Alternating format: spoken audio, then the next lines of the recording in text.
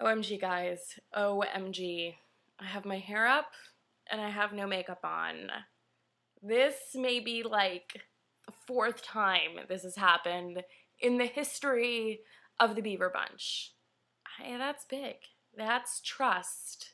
That's me just too fucking tired to do much with this and this. So you have me like I just wake up in the morning. Aren't you lucky?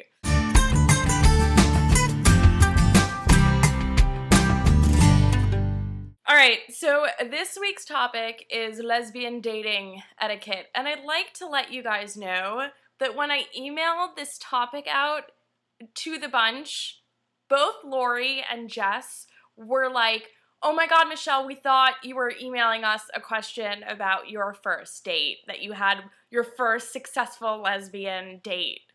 And I was like, "Both of you thought that? Oh, guys, I've had more than one successful lesbian date. And currently, considering that I'm in a relationship, I'd like to say I'm in a great current date right now. Have more faith in me, my people. Have more faith. I thought that was funny, so I kind of wanted to share it with the group. Okay, so lesbian etiquette. I've been agreeing a lot with AJ lately between Valentine's Day and this video. I gotta say, the number one rule in lesbian etiquette in dating is like, don't be clingy.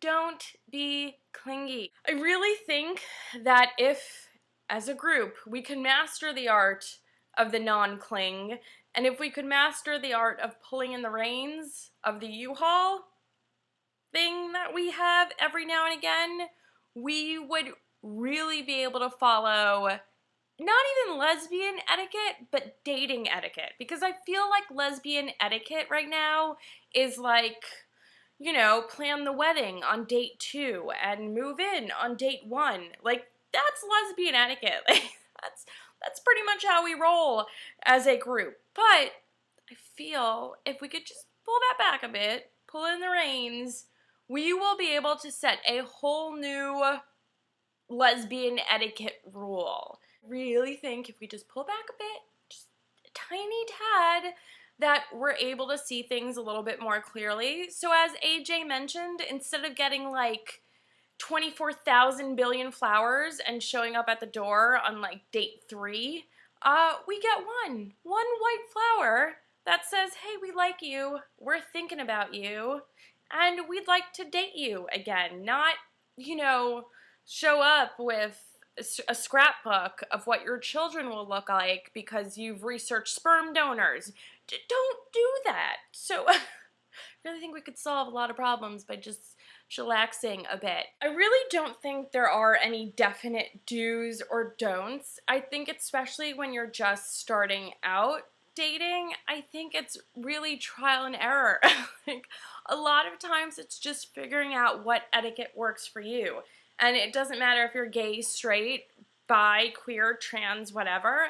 It's simply figuring out what in dating works for you. Even us big beeves, we're still learning this whole dating thing and this whole etiquette thing.